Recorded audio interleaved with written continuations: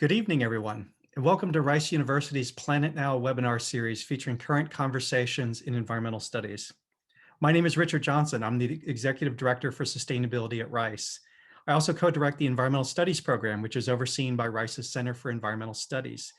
The center and the Environmental Studies program are overseen by Dr. Joe Campana, Professor of English, who has been a fabulous colleague. And as those of you who are regular attendees of Planet Now know by this point, he's one of the leaders who had made this series possible, which has drawn together viewers from all across the world, whether they're students, alumni, faculty, staff, people who have no connection to Rice whatsoever. They're all finding their way to the Planet Now series. Our center and program are interdisciplinary in nature, and this is reflected in our joint home in the School of Architecture and the School of Humanities at Rice. I want to thank Deans John Kasparian and Kathleen Canning for their ongoing and unwaveringly enthusiastic support. We are particularly grateful to the Humanities Research Center at Rice for helping to provide resources to make the Planet Now webinar series possible through their Diluvial Houston grant from the Mellon Foundation. We have a wonderful staff in the School of Humanities who have assisted in making tonight's program possible. I want to be sure that I recognize and thank Eric Granquist, Paula Platt, Dr. Sean Smith, Andrew Steffel, and John Waterhouse for their efforts. Tonight, I am joined by co-moderator, Dr. Dominic Boyer. Dr. Boyer is an anthropologist specializing in the study of energy, climate, politics, and society. With Dr. Simony Howe, he recently completed a large NSF-funded field research project on the political culture of wind power development in southern Mexico. He is currently researching competing models of electricity provision and their social implications in Europe, the United States, and Latin America. Also with Dr. Howe, he drew international attention in 2019 for helping to create a memorial for the first Icelandic glacier to lose its status as a glacier due to climate change. And this effort was captured in the documentary that he co-created entitled Not Okay, a little movie about a small glacier at the end of the world. I highly recommend the podcast Cultures of Energy that he co-produced with Dr. Howe, which at 200 episodes is one of the premier archives of insights from scholars, artists, and activists discussing the pressing energy and environmental issues of our times. On a personal note, I've been honored to work alongside Dominic on many endeavors, including the creation of the environmental studies minor. I've long admired his kindness, his creativity, his energy, and his collaborative spirit. So I'm grateful for the friendship that has developed. And speaking of honors, Dominic has the honor of introducing tonight's distinguished speaker. So at this time, I will yield the floor to him. Thank you so much, Richard. Welcome, everyone. Thanks so much for joining us for a discussion about the futures of electricity. I'm just going to give a little bit of an overview, a background to what we're discussing today, introduce our distinguished guest speakers, and then turn the floor over to them. So, in terms of the background to our discussion tonight, virtually every scenario for the rapid decarbonization of the global economy features a significantly expanded role for electricity in the future energy mix. Whether we're talking about transitioning to an electric vehicle fleet or expanding the use of renewable energy sources like solar, wind, and hydropower, greater investment in electricity appears to promise a way to maintain and perhaps even expand the conveniences and luxuries of modern life while significantly reducing greenhouse gas emissions. While some advocates believe that electricity has nearly salvational promise in the struggle against climate change, others, critics, have raised significant questions about the social and environmental impacts of expanded reliance upon electricity, its reliability in times of crisis, as well as enduring questions of energy equity and climate justice, especially in the global south. Whether a matter of aspiration or caution, what seems clear is that imagining how electricity will be provided, to whom it will be accountable, and to what uses it will be put, is rapidly becoming one of the most important cultural, political, and technical conversations of the 21st century. We look forward to continuing that conversation this evening here at Planet Now. Now, I'll turn to our very distinguished guest and main speakers. Akil Gupta is Professor of Anthropology and Director of the Center for India and South Asia at UCLA. He also currently serves as President of the American Anthropological Association. So to me, he's President Gupta.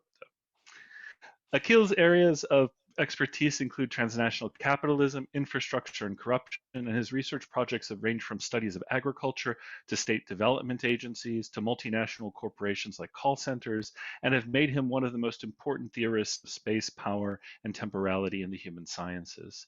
Akil is the author of many books and essays, too many to mention today, but I want to highlight a recent influential volume, The Promise of Infrastructure, as well as an essay published in the journal Cultural Anthropology titled An Anthropology of Electricity from the Global South, as particularly relevant to our conversation today.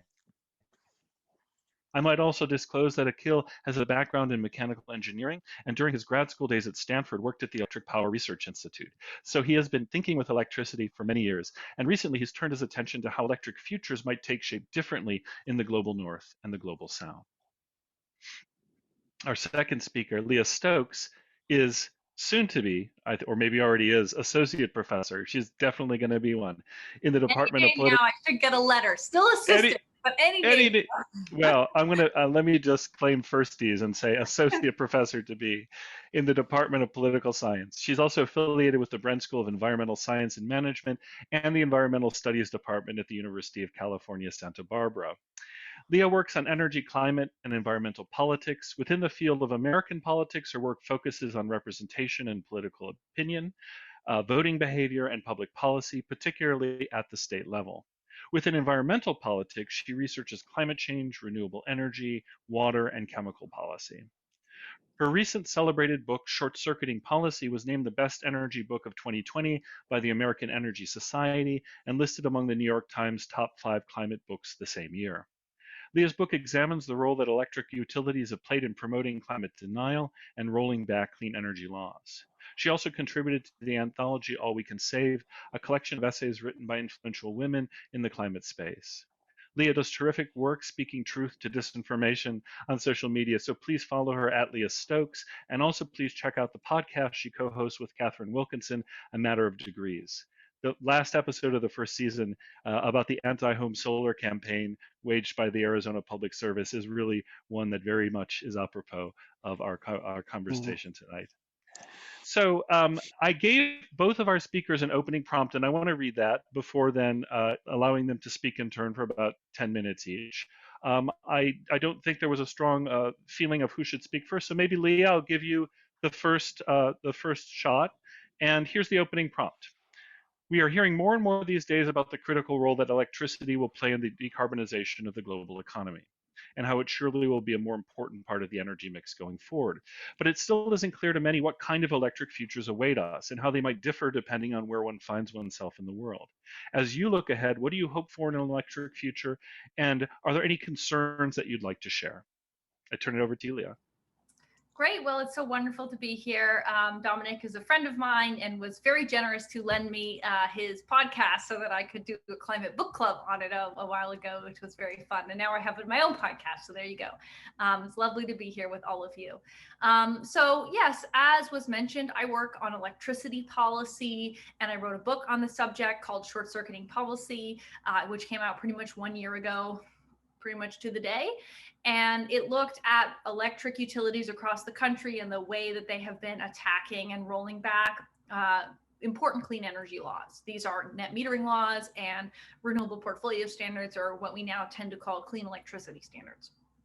That book was a long time in the making and taught me a lot about the utility industry and the power that it wields. And right now, I would say my biggest project is very applied. I'm working on policy, trying to help support pass a federal clean electricity standard.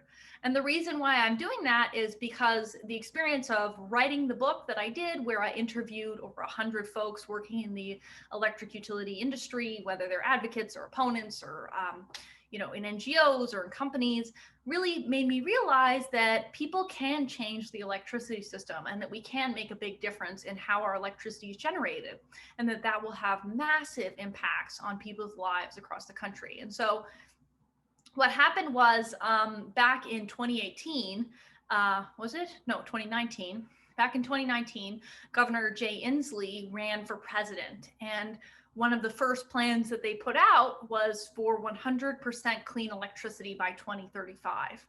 And when that plan came out, I was actually quite critical of it because I felt like, how can we possibly do that this fast? Just to give you context, when I was finishing my book, I created this thing called the Narwhal Curve, which is this idea of how fast do we need to move in order to clean up the electricity system compared to historical levels of deployment. And what you'll quickly see if you look at the data is that we have been living on borrowed time with our nuclear and hydropower fleets, which are both zero carbon once they're built.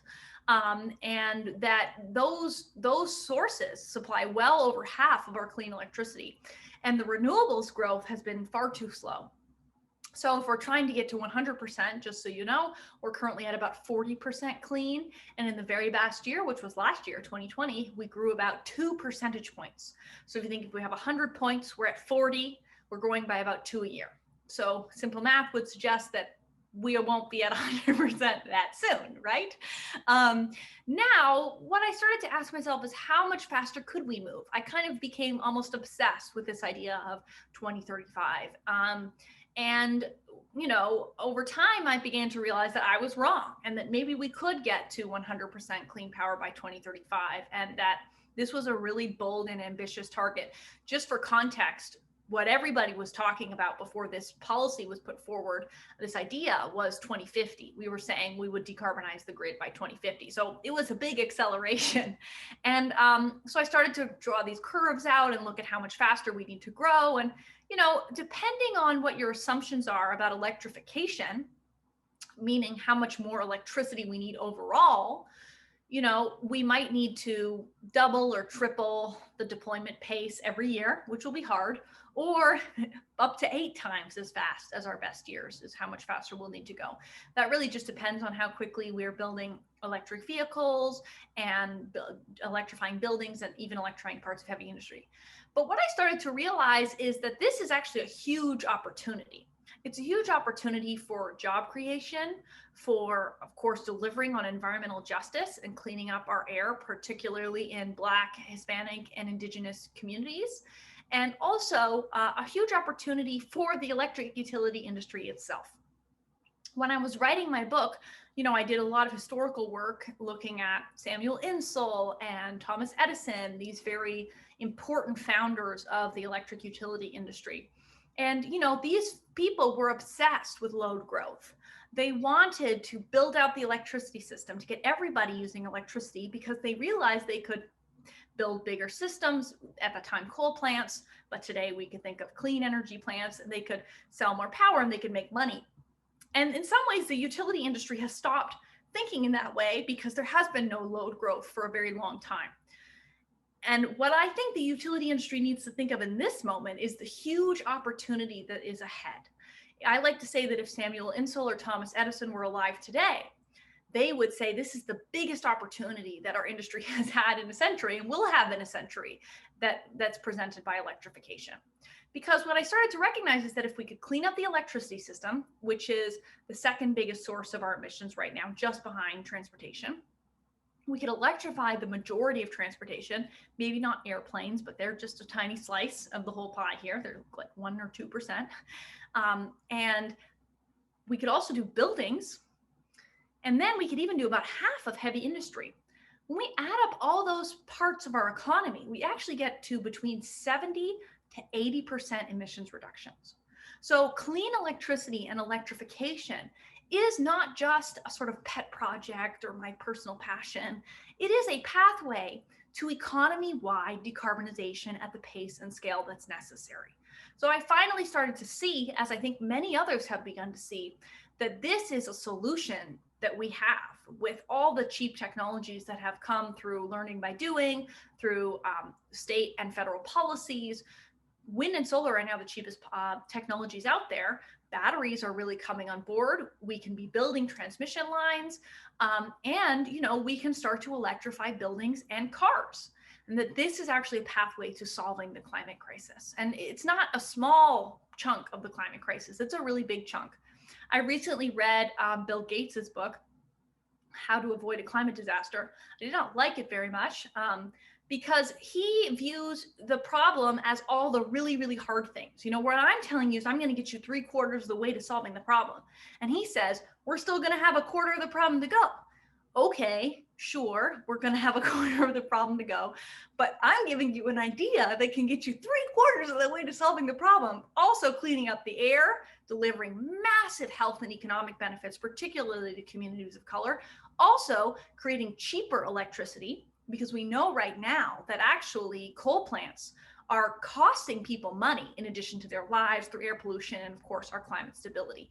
And so about a month ago, the CEO of NextEra, an important electric company, said there is not a single economic coal plant in this country, full stop, period, which basically means that coal is very expensive. So we're actually probably going to save customers money by going through this clean energy transition. So I see a huge opportunity. And the opportunity that we have before us right now, which is where I'll end my comments, is that Biden ended up adopting this idea that Inslee had adopted and Warren had adopted. And he ran very boldly and vigorously on 100% clean electricity by 2035. I think a lot of people didn't take him seriously, but I took him very seriously. And starting about 11 months ago, I began work with a bunch of organizations, particularly Evergreen Action and Data for Progress, on thinking about how can we get a clean electricity standard in line with Biden's targets passed through Congress if we have to use budget reconciliation, which for those who do not know is the likely way that the American Jobs Plan rolled out last week by President Biden is going to move through Congress. And we've made a lot of progress. We have many viable ways that we can do this through budget reconciliation. And so we really are poised right now to have a transformative policy put in place through a clean electricity standard that will not just clean up the electricity system, deliver huge air pollution benefits to communities, huge economic growth through jobs, but will also create a clean electricity system that can be the catalyst for economy-wide decarbonization through electrification. And so I am very hopeful. Of course, there are many challenges to large-scale renewables deployment, as much of my work has documented. I don't think this is all going to be easy or overnight. But I do feel for perhaps the first time that I can see a pathway to massive emissions reductions throughout our economy. And I think that electricity is really the key. Thank you so much, Leah.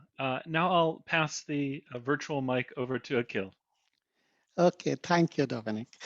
So I thought I'd begin by talking about what kind of electric futures await us and the question of what are our hopes for an electric future and our concerns by beginning from the present. So globally, about 770 million people do not have access to electricity, right? So if you look at overall pictures, the picture of the world overall, for example, in India, the government now claims that over 99% of households have access to the grid. And for example, similarly in South Africa, after the end of apartheid, the South African government made a big push to get the grid, to get an electrical connection for poor people and rural people, most of whom were Black, and make sure that they were connected to the grid. So there has been spectacular progress in connecting people to the grid. However, the problem is that if you're connected to the grid, doesn't mean you get electricity, right? So, for example, in India, one nationwide survey showed that 16% of Indian households received 1 to 8 hours of electricity a day. And 33% received, about a third received 9 to 12 hours a day. So basically half of the households had power for less than 12 hours a day, less than half a day, okay? So the norm has not been power 24/7. Being connected to the grid has no necessary implication about the quality of the power, how often it's interrupted, how steady it is, what the voltage is, any of those things, right?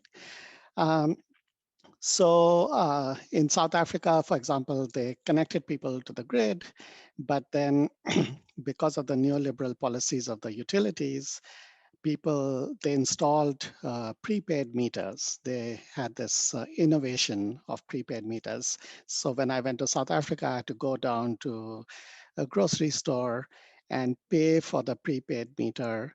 And then only then would the electricity in the house got turned on. So what happens with poor people is that they run out of money because they still don't have jobs, they don't have any income, and they have power for 7 days in a month or 14 days in a month, and then the lights go out, right? So this is where we are at the moment.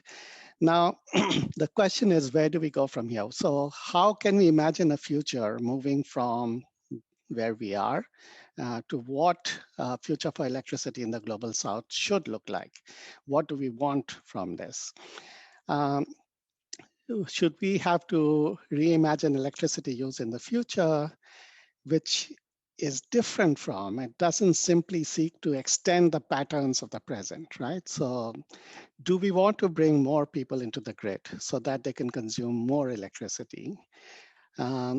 What will be the effects of that on climate change, and how will that electricity get generated in the first place? So in the case of India, people are now connected to the grid. There is more supply of power than there was 5 or 10 years ago, but a lot of it is generated from coal-fired plants, right? So again, that adds to the burden of climate change, getting electricity to people. Should we think of a future in which we move away from generating and using more electricity, right? So not to get people who don't use electricity now to get them to start using it, but to see how we can get people to live without it and be comfortable, right? What does that mean? What does that look like?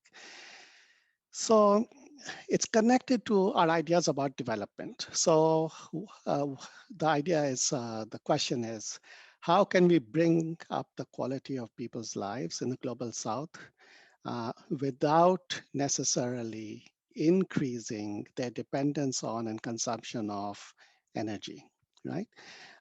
Do we want them to pursue the paths of the global north, which have been quite destructive, or do we want them to come up with, innovate new development pathways, energy pathways that have not been taken so far?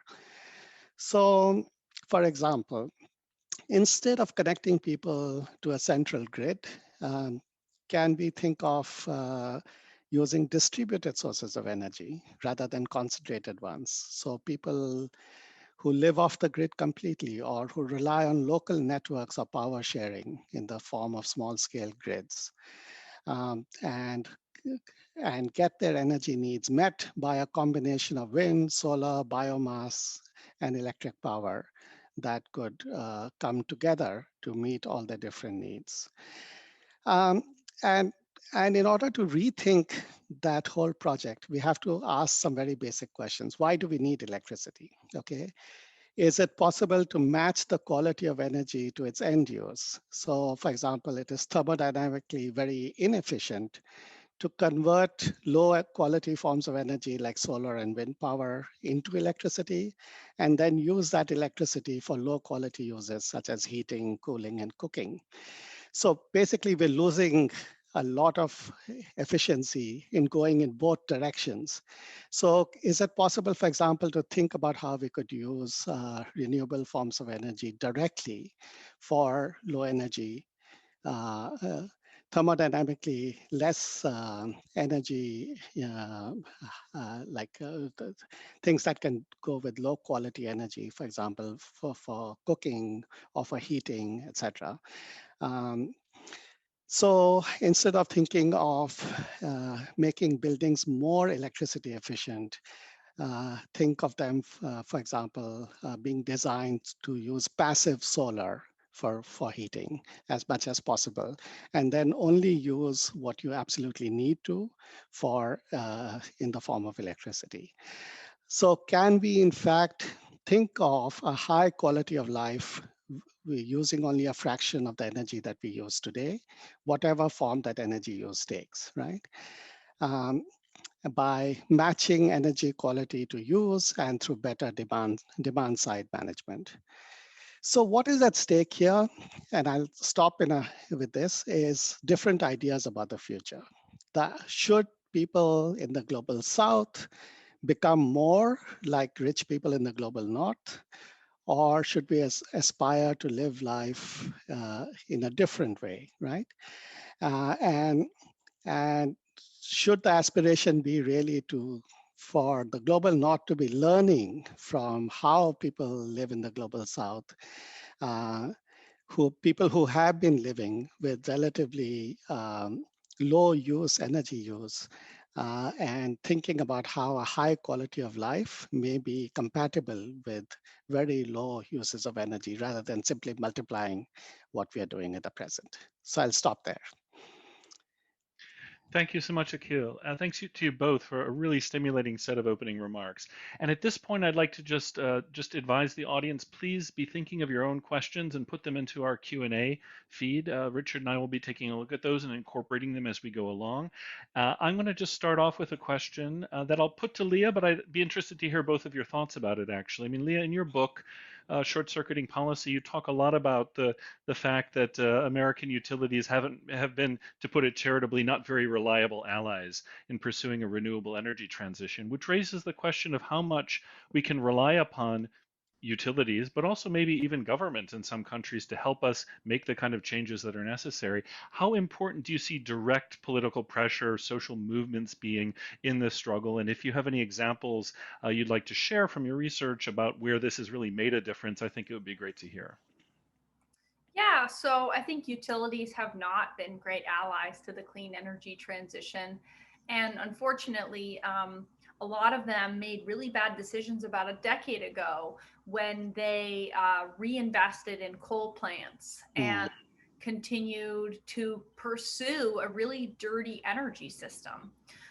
So, unfortunately, we have a problem right now where a lot of utilities are stuck with a lot of what we would call stranded costs, where they cannot continue to operate those coal plants, but they put money into them, and so they don't quite know what to do. I think that dynamic actually creates an opportunity where some utilities might be willing to come to the table and negotiate if they can get resources to help shut down those plants. That's of course good, because then we're shutting down very polluting plants, particularly in communities of color. But the other benefit is that, we're not pushing the costs of bad financial decisions onto ratepayers. Because the thing is, as much as we can criticize utilities and certainly try to have them avoid making continual bad decisions, reinvesting in natural gas infrastructure, which is something that is very much on the table right now. And I wrote a report with the Sierra Club in February about this, looking at all the plans of utilities and how many are just planning on building a lot of new gas, which could then become the same kind of stranded cost as coal. The reality is, if those decisions get made, if we don't find ways to solve that problem, the ratepayers end up picking up the bill, meaning customers, meaning relatively poor people. And what many people don't know is that during the pandemic, a lot of people have fallen behind on their electricity bills, and they are facing shut-off risks. And that's particularly in communities of color. And the estimate that I've most recently seen is that there are $40 billion of arrears that people owe on, it's like debt that they owe on their utility bills. And so if our solution is that, the customers pick this up, that has really big equity implications. And so I do feel that the federal government can step in, and that we do have an opportunity to say to utilities, hey, let's stop investing in dirty fossil fuel infrastructure that just ends up becoming stranded and you don't really know what to do with. Let's solve that problem, and let's redeploy your capital towards building clean stuff. Let's get on that pathway to 80% clean. And I think if they can get their heads around it, they can actually see that this is a big opportunity.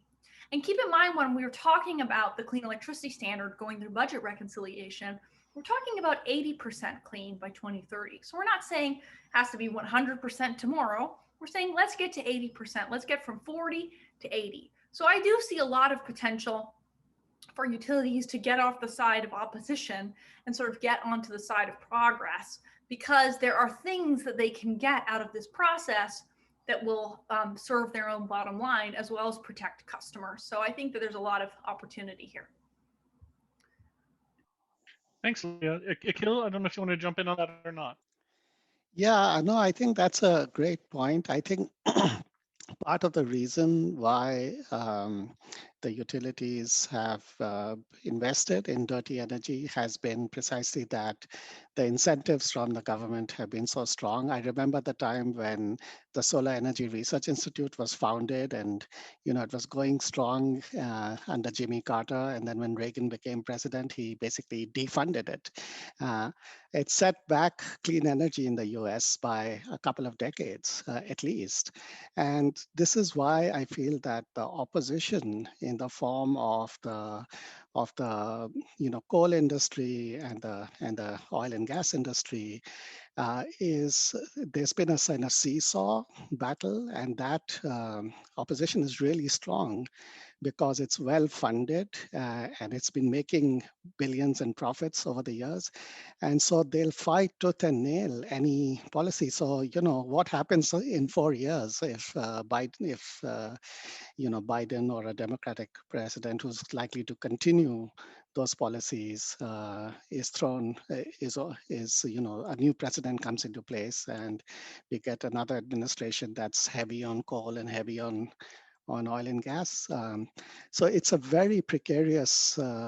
It's very, very precarious. This what hard won and precarious, and for the utilities, it's a high risk thing to go in one direction or the other direction because they could get caught between in the politics of it.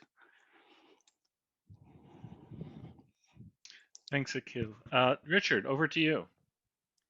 Well, thank you, Dominic. And just a reminder to all of our attendees, we welcome your questions. Just pop them into the Q&A and we will filter through them. And so this was actually, you touched on a little bit by Akil when he sort of highlighted the level of dependency that we have on the grid. And so I want to bring this even to the perspective of of our campus, or any of the campuses that we're on. But so many campuses like ours have two primary energy inputs. We have electricity and we have natural gas.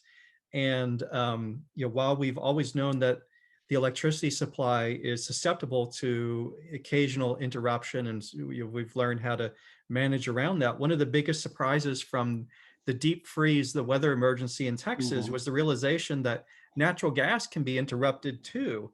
And furthermore, that both of those sources can be interrupted simultaneously, which just even learning that these critical systems are more fragile than we could have possibly imagined was a real eye-opener.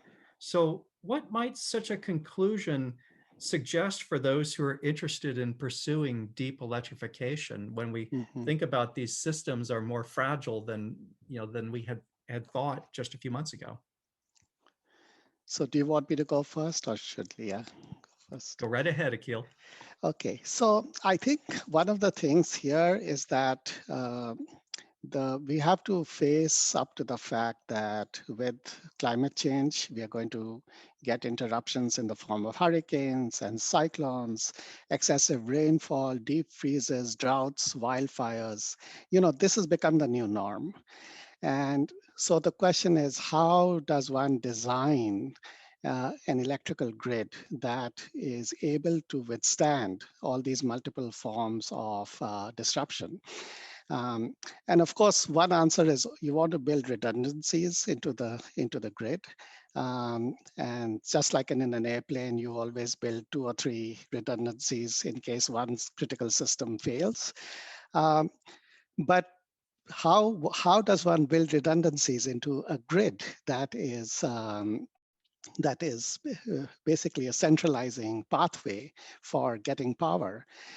And there, I think there are 2 possible answers. One is that you can have, you can think of redundancies through building, through connecting people on grids that are at different scales. So you can have small scale grids and medium scale grids and large grids, and people might get their regular power through the large grids, but then if that breaks down, then you go to the small scale grid or the medium scale grid, and maybe that'll work. And if that fails, then the redundancy has to come in another form, which might be that, if you had a grid that was substantially dependent on renewables, you could then use fossil fuels at a local level as your backup in case everything else failed.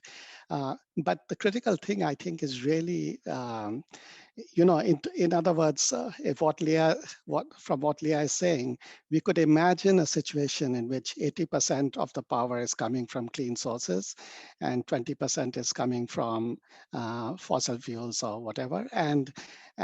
But then we could think of those as technologies that you could use as a last resort near people's homes or in people's homes, where the backup system essentially would be a non-grid system entirely. And in most parts of the global south, for example, people use batteries and inverters when the electricity goes down, which it does very often, or they use diesel and gas generators.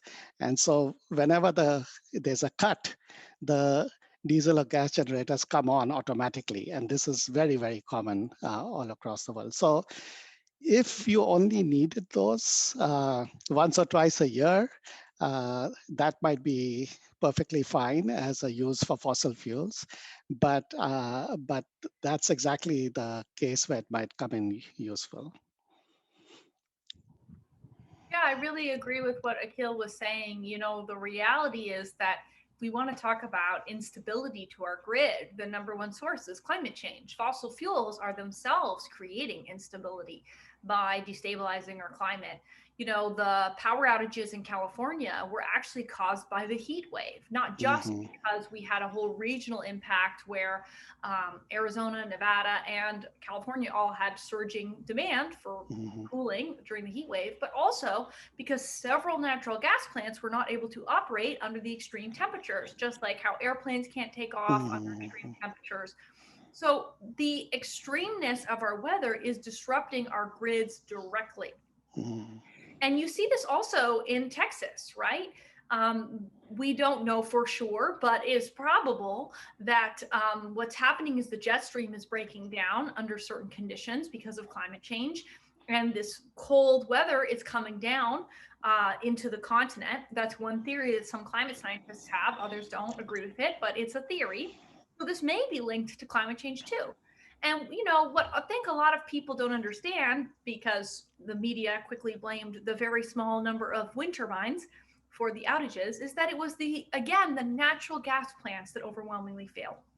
The natural gas plants make up the majority of the grid in the first place, and the supply chain throughout the Midwest and down into Texas was disrupted because the whole area was under this extreme event.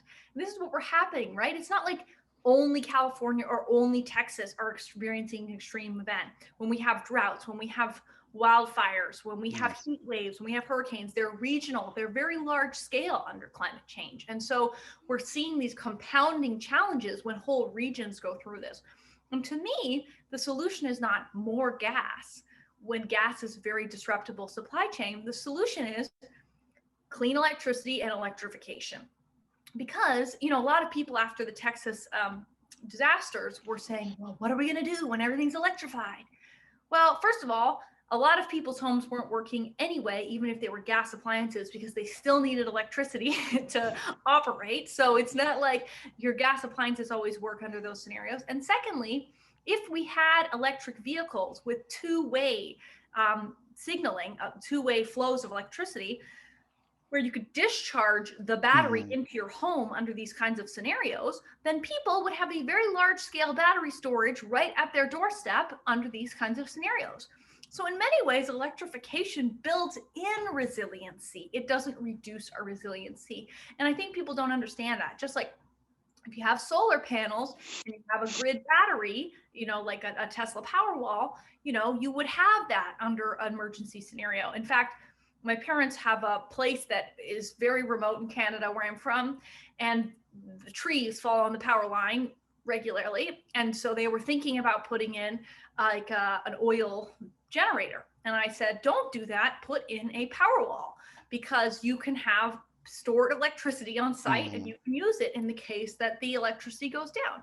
So in many ways, the technologies that we're talking about, solar panels, batteries, electric vehicles, they create more resiliency in our system, not less. And we can't keep thinking that we need to burn more fossil fuels and we'll get our way out of this mess, when fundamentally fossil fuels are destabilizing our climate, leading to weather disasters, right? We have to choose a new course. And the good news is that this new course is actually more resilient than the old fossil fuel-based system.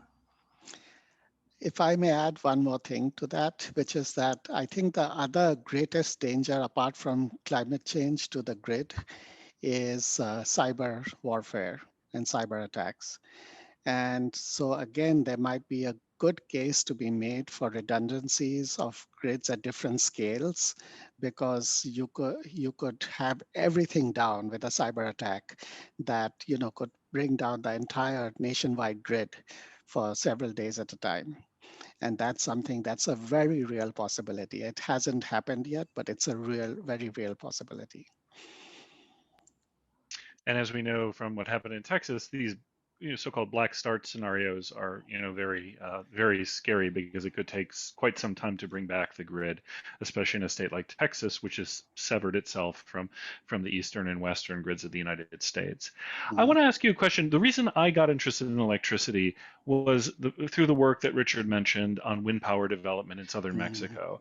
And I went into that project, definitely a renewable energy advocate. I still am a passionate renewable energy advocate, but one of the things I learned in the course of that research is that it really, really matters how this development is done, because people in this part of southern Mexico described wind parks in the same breath as mines. They saw them as very extractive presences that were there largely to sort of facilitate the growth of a kind of consumer apparatus of Walmarts and so forth in the region, where the profits were going to investors in Spain, where they weren't even getting any sort of relief in terms of their local electricity bills, and yet they had to now coexist with these wind turbines for an unspecified amount of time. So to me, this raises a really important question of the social justice or environmental justice or energy justice side of this. We have to create a lot of new electricity generation in a short amount of time.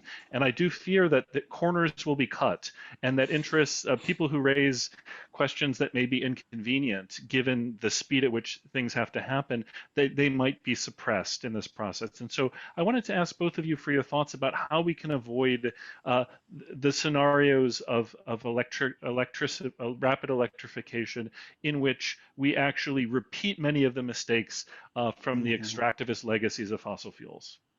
Yeah, well, perhaps I'll jump in first here. Good.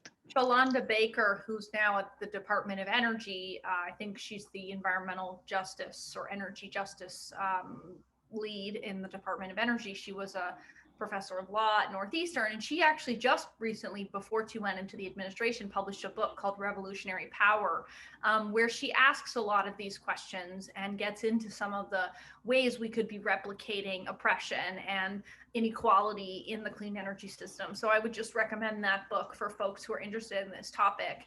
I mean, I think in general, we have to be thinking about clean electricity developments ideally being done with community benefit sharing agreements that involve project labor agreements that involve resources flowing into the community. That would be sort of a gold standard approach. And I will also say that the kinds of designs that I've been interested in for a clean electricity standard are fundamentally about reducing electricity bills, making sure that the resources that are put into the utilities by the federal government are flowing through to customers, and that they are keeping electricity bills low and maybe even lowering them in some cases. And so, we have to be thinking about how this transition is going to be affordable for folks.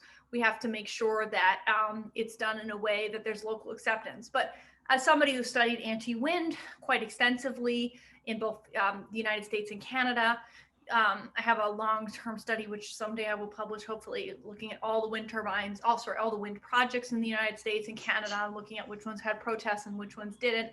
overall, this is a less contentious technology, even wind, than, you know, nuclear, coal, gas. And so we have to recognize, and I don't know if folks are familiar with the work of the late David Mackay, who wrote a book called Sustainable Energy Without the Hot Air. You can download it for free. He was a really interesting person. And as he puts it, all energy sources have impacts, all energy sources have costs. And we have to ask ourselves, which are the biggest impacts, which are the biggest costs? And my own view is that there are these impacts from these technologies, but they are smaller than the impacts from more extractive technologies. And as we develop in the clean energy transition, things will come up and we will have to address them, and we will have to think about how we're going to do them. But, you know, even more than wind, you know, transmission is going to be an area that's going to be very contentious, because we need high voltage DC transmission lines going across state lines. And so far, that's been really difficult to do. So building more public acceptance, making sure that there are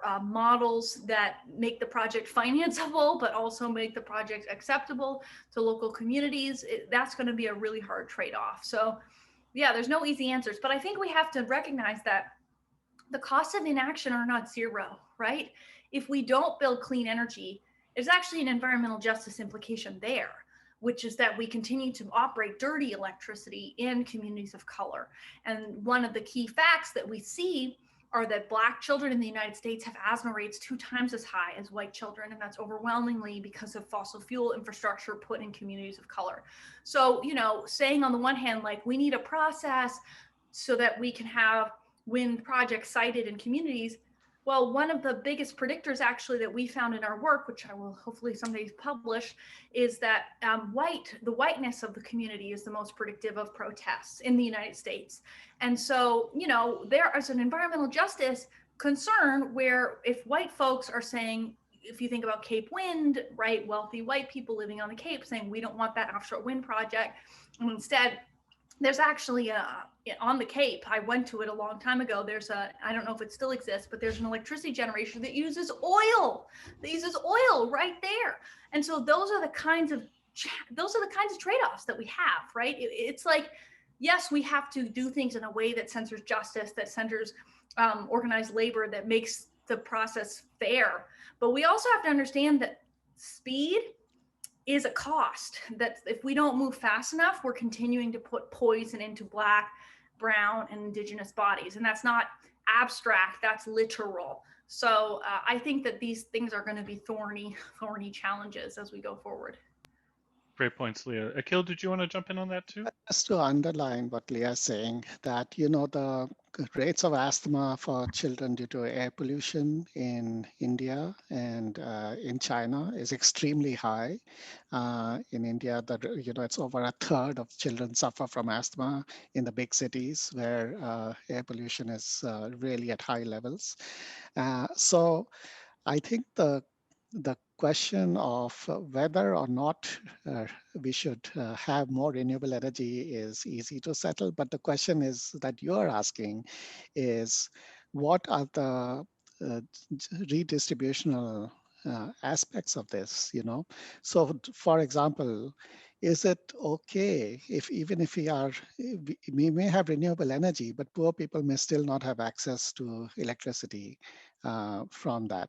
If, for example, in South Africa, there are prepaid meters and people don't have the money to feed the meter, then they're not going to get renewable energy, even if it's there in a way the grid is clean, but they can't still get electricity from the grid. So there has to be some notion that the turn to renewable energy is not about continuing present patterns of energy distribution and energy use, that it necessarily comes with a different pathway that has positive social justice implications. Because if that isn't built into it, if that isn't built into the path, then we are going to get an outcome in which a lot of rich people are going to be wasting a lot of renewable energy, you know, driving large cars that are all electric, right?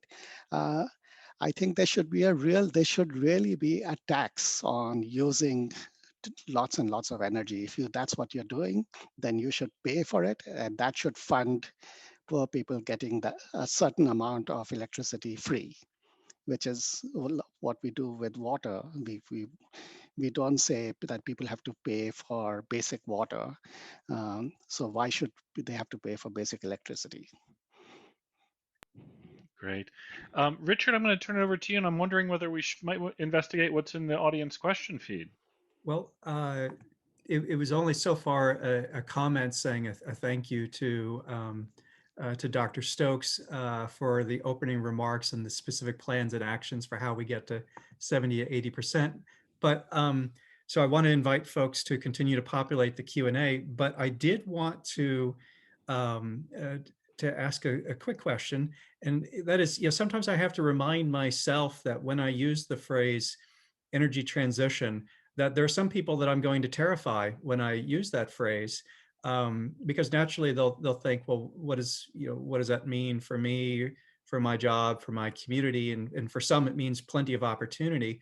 But there are certainly some areas of the country where, say if you're, in a kind of a rural setting that is relying on the coal power plant, and the prospect of that power plant shutting down is a very real thing. And so I just wanted to get some feedback about whether at the federal or the state level, you are seeing this approached in a sensitive manner beyond just, oh, we'll just, retrain people and but without really offering any specifics.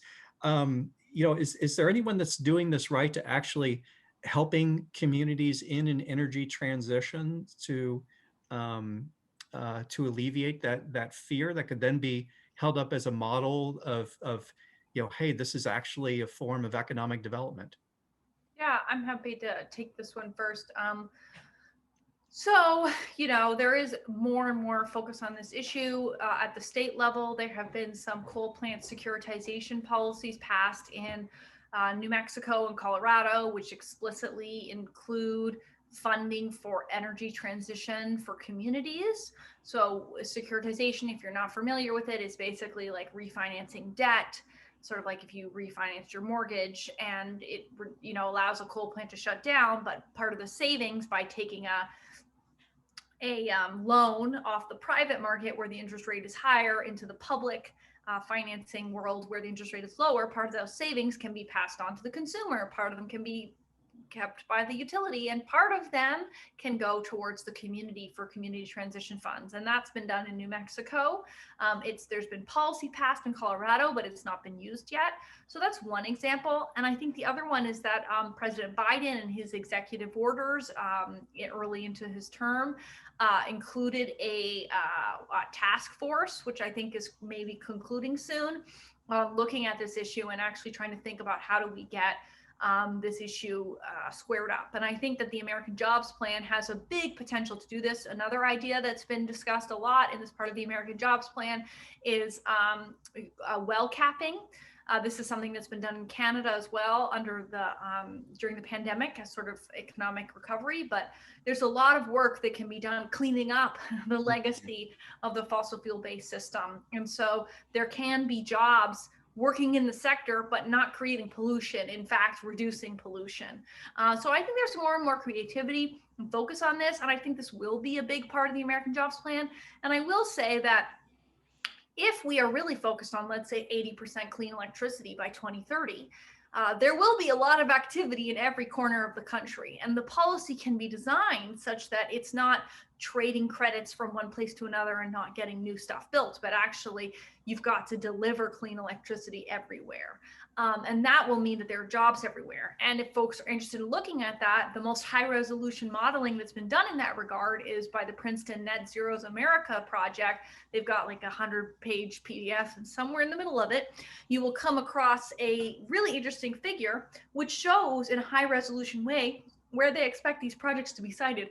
And they are everywhere, from West Virginia to Florida to Washington State, you name it. So I do think that if we're really serious about taking on the climate crisis at the scale that's necessary, it will be a massive job creator, because the fundamental thing is that there is so much work to be done, let alone, the Climate Conservation Corps, let alone cleaning up the abandoned wells, I think there's going to be a lot. So I think that it's not going to be as much cheap talk going forward as real concrete action.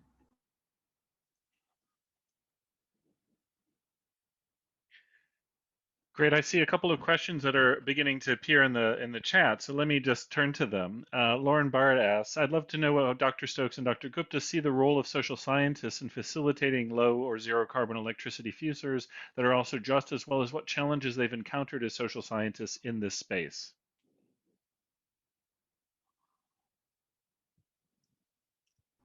Would you like to go first, Dr. Gupta? Okay, role of social scientists. Okay. Well, obviously, social scientists are going to be very important. So one of the things I'll say is that a lot of the discussion about that's outside of the policy world, but it's led by people who are in the engineering fields. And there is a gap necessarily in their understanding of, say, the social implications of some of these transformations and so forth. And between engineers and economists, a lot is left out about the social consequences and social effects.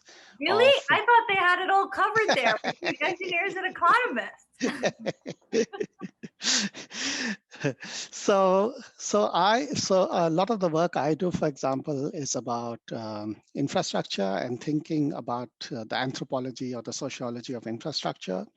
And we need a lot more of the kind of collaborative work between the engineering and scientific fields and the social scientists, and indeed humanists, because we need to really be thinking more seriously about what is it that these represent? So if you think about futures of electricity or the futures of infrastructure or the futures of energy, these are imaginative fields, right? So this is something that people can bring into being by imagining alternative pathways. And who does this best is the humanists and the writers and the artists and so forth. And so this is something where I feel everybody across the discipline needs to come together, and where in fact social scientists can play a central role, but have not so far, I don't think so far, have played the kind of role that they can and should play. Leah. Yeah, I get the hard question now. Okay. My own view is that as a social scientist, I spent 7 years researching and writing my book. I studied a lot of cases of clean electricity standards, renewable portfolio standards, net metering laws at the states, and I learned about how activists are making progress. And I would say that my own view is that I am a scholar advocate or a scholar activist, and I have taken my learning through social science research and applied that to activism. And now I'm very involved in actually trying to do the things that all these advocates have done at the state level, at the federal level. I think the process of doing research and learning is not just, as we say, academic, but it can also be very applied. And one of the great surprises in my own work is that when I was writing my book, I've been doing climate change and energy research for over 15 years, but nobody knew who I was 5 years ago, really. Maybe Dominic knew who I was because I went to his workshop, but that was before really I had a public presence or I was doing media work or that kind of thing. And as climate and energy rose, people started to get interested in what I was doing. But in the process of writing my book, I felt really demoralized because, for those of you who don't know, academic books don't sell very well. Not that many people read them. And so I thought, I'm putting so much time and effort into this thing that is like not helping climate change, that's not making a difference in the world. And as somebody who's really normatively oriented, that felt like useless to me. And I would tell my mother or my husband, no one's going to read this book. This is stupid. It was really hard to write because, as you can see, there was a lot of resistance to writing the book.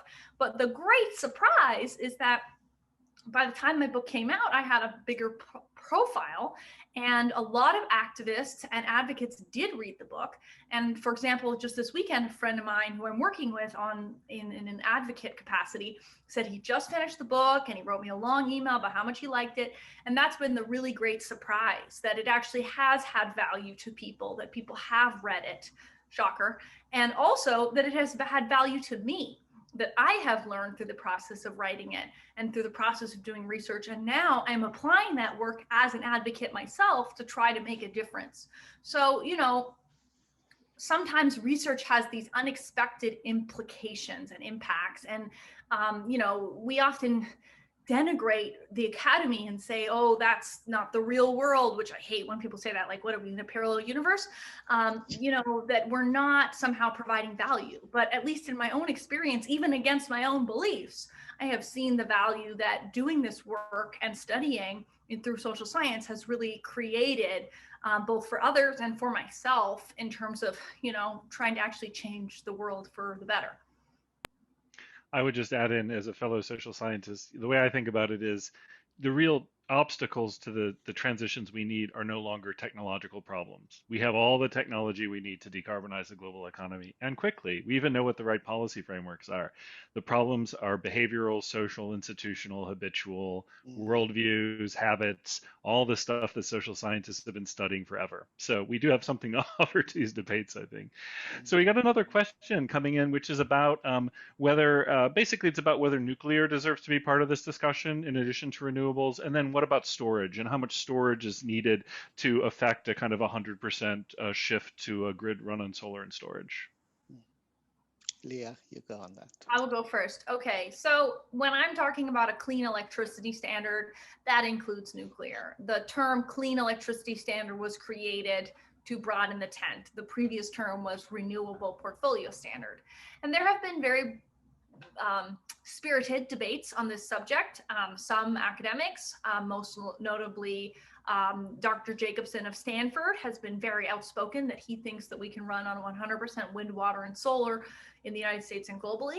Others have said, no, that's not what we can do, and it's going to be a lot harder to do it in that way. So there have been debates, and there could also be different technologies, like, for example, hydrogen, that might develop over time that allow us to move away from nuclear. But my own view is that right now, about half of our clean electricity comes from nuclear. Half of our clean electricity. Remember, 40% of the grid is clean, so about 20% of the grid is nuclear right now.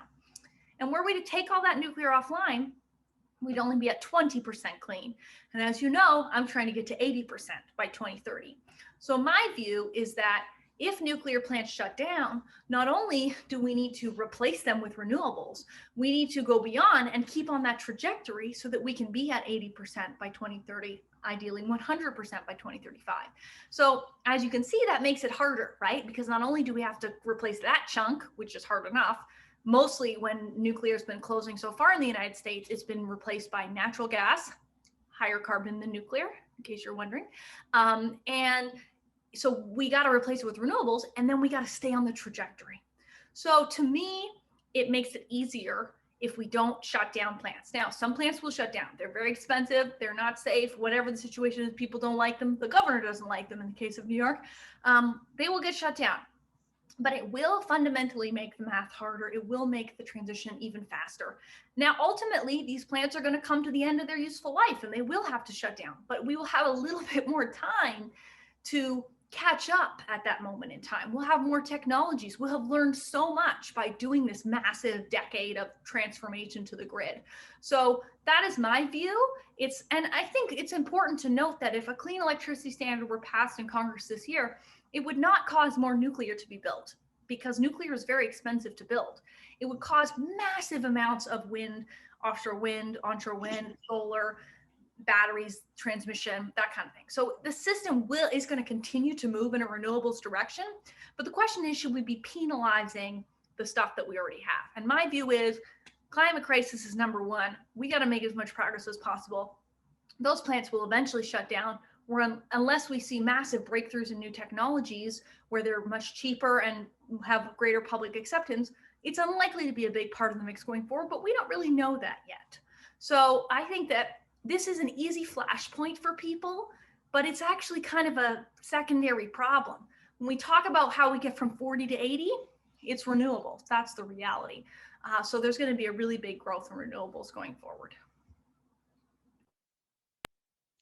The only thing I'll add to that is that I feel that I think Leah is absolutely right in terms of the order in which, first we get rid of the carbon producing stuff, and then we get rid of nuclear. But I don't see nuclear energy as being clean in the long run, because the whole problem of nuclear waste has not been solved. It's been a long time in the making. People have spent a lot of time and energy and research on how to get rid of nuclear waste and have not been able to solve this problem.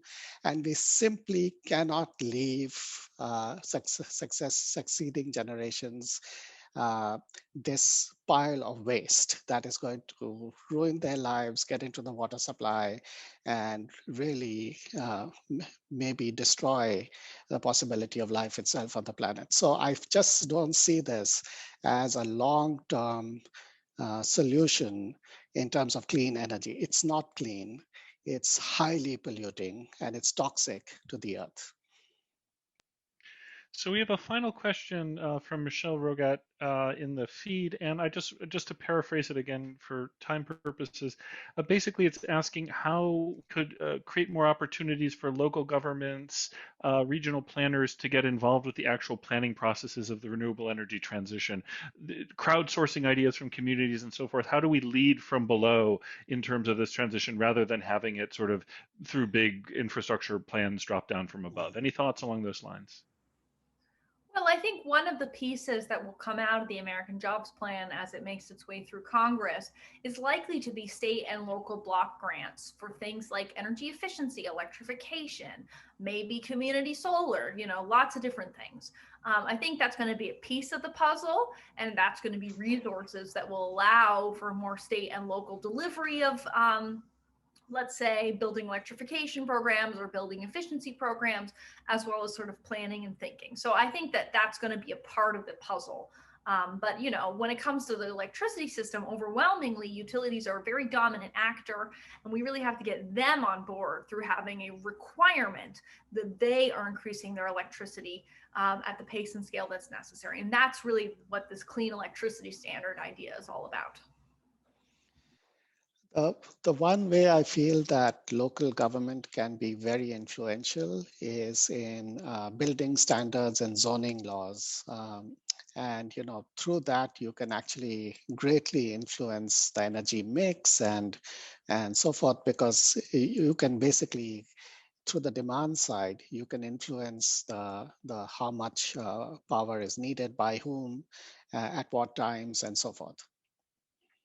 Yes, I'll just have to add, because that was such a great point, that across California, there have been campaigns by, I think, the Sierra Club, Earth Justice, and others to try to pass REACH codes that require electrification of new buildings. And 40 cities have adopted some version of this so far. My city of Santa Barbara is currently in a heated battle with our terrible gas company, SoCalGas, where they have a front group and they're lying about things. And this is something that we can do at the local level, right? We can pass building codes that require new buildings to be electrified, because what the research shows is that we can't build any new fossil fuel infrastructure and limit warming to 1.5 degrees. So every time we build a new apartment building or a house, we stick in a gas stove or a gas appliance, which by the way poisons people in their own home. It also is terrible for our climate goals and for our climate stability. So that's been a really exciting thing that's coming out of California, but I think is starting to go national. And that is something, as Dr. Gupta was saying, that local governments can have a big role in. Yeah, or having a provision that says every new building, whether it's residential or an apartment building, must have rooftop solar, right? Mm-hmm. So that can be just a zoning thing, and everybody has to do it. Or charging infrastructure, right? Yeah. These are all the things that can be provided locally. Yeah. That's great. Thank you. So we've reached that point where I'm going to hand it back over to Richard, because we're sort of in our outro from this. Richard, do you want to take us out? Sure. Well, first of all, I just want to extend a thank you again to Dr. Gupta and Dr. Stokes. Um, Dominic had shared with me Dr. Gupta's article in Cultural Anthropology, and I really enjoyed reading it, and I encourage everyone to check that out. And similarly, Dr. Stokes, I see you have All We Can Save over your left shoulder on the bookcase, and your chapter in that book is fantastic. In fact, the entire collection, I recommend it to everybody. It is one of the most essential books that I have come across in a long, long time. Other than the other book, right? I'm just kidding. Of course. Over her right shoulder. Joke. Oh, This is a lot more fun to read. I'll put it that way. But I want to thank you both. And before everyone leaves, I want to make you aware of some upcoming Planet Now events. On April the 14th, we have Cultures of Media and Environmental Health that will be hosted by Joe Campana and Clint Wilson at Rice. Will feature Heather Hauser from the University of Texas Austin and Alexis Shotwell from Carleton up in Minnesota. And then our final Planet Now session of the semester is entitled What Now? Climate and Resilience in 2021. That's going to be on Wednesday, April the 28th at 6 p.m. And our guests will be Rice faculty Jim Blackburn and Dan Cohan, and we'll engage them in conversation about environmental policy in the wake of presidential election, rejoining the Paris Climate Agreement, and of course, more about the Texas grid collapse and so on and so forth. So for those of you who are regular viewers, you know that we had them talking about Green New Deals right before the election. So think of this as bringing the band back together one more time. And then on May 27th to 28th, we have the Cultures of Energy Symposium, focusing on new directions in the energy humanities. And I believe Dr. Stokes referenced being part of that many years ago. And so it is definitely worth tuning into. We're not claiming we made you famous, Leah, just so you know. That's not our claim. I think Although, that was you know, the whole start of if it. I think it was from there up, you know? It couldn't have hurt, right? I mean, we did a No, little It something. was the beginning. There was also like a whole play done at the Cultures of Energy. It was very multidisciplinary. So this was like you played her record first, Dominic. Yeah, he discovered me. He's like the hipster who got before everybody else, pretty much. You know, as you know, as a fellow podcaster, you know that this is important to be able to spot the talent coming down. There you go. There you go. The road. This is the wildest outro I've ever had. It's a little unruly. I'm an interrupter, Richard. Just chaos agent over here. That's okay. I quite enjoy it. So why don't we use this moment of chaos? If either Dr. Gupta or Dr. Stokes, if you have anything you want to quickly promote before I say our final words, please feel to jump in and say so. Well, the only thing I'll say is we're poised to pass a clean electricity standard nationally this year, and folks should get involved in whatever way they can to make sure that happens, because it'll be a very big deal. And Dr. Gupta? I have nothing to add. Thanks. Okay. Well, so the final thank you, of course, is to our loyal audience. Thank you for tuning in to Planet Now. We appreciate that you choose to give us an hour and 15 minutes of your time. We hope that you've concluded that it was time well spent. We look forward to seeing you all again on April the 14th. And so now for the big close from Rice University in Houston, good night, everyone. See you next time.